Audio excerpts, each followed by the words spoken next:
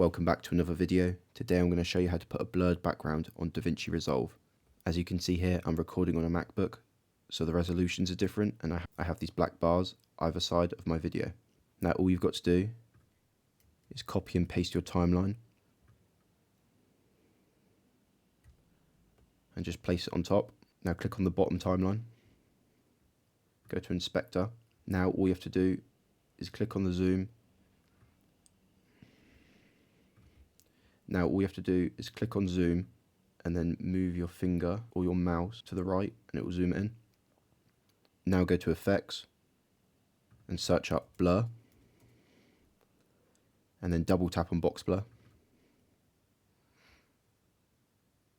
And now this will give the effect of a blurry background. Now if your video has lots of cuts in, all you've got to do is click and hold, select all of them, and then you can do the same thing.